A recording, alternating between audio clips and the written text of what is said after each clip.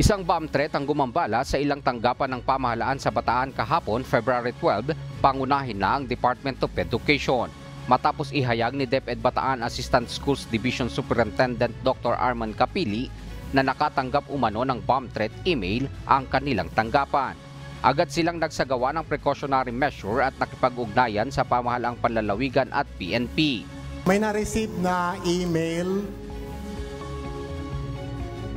si Sir Richard concerning a Japanese lawyer na nagbigay siya ng stern warning sa mga government offices na naglagay daw siya ng bomba.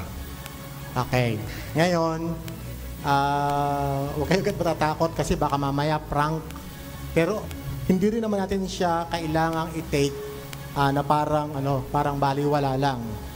So pagbalik natin sa mga opisina natin, check for any unnecessary packages, bags, or anything na hindi naman atin. Yung parang dating wala siya ron tapos bigla nandun siya. Agad namang inanunsyo ni Capili ang magiging sistema ng tanggapan at mga paaralan para naman sa mga mag-aaral at mga guro sa buong lalawigan. So nag-out na rin ang communication ng ating SDS sa mga schools through the PSDSS na papasok lang yung mga bata ng hanggang half day, tapos yung hapon, alternative delivery mode na sila.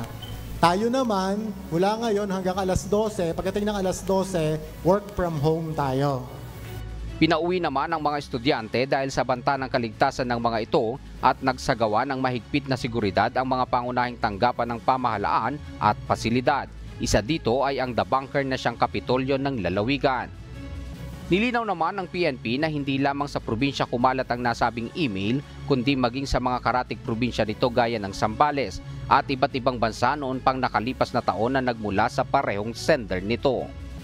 Samantala, inanunsyo na rin ng departamento ang pagbabalik eskwela ng mga mag-aaral ngayong araw at nangako na sisiguruhin ang prioridad sa seguridad ng mga estudyante.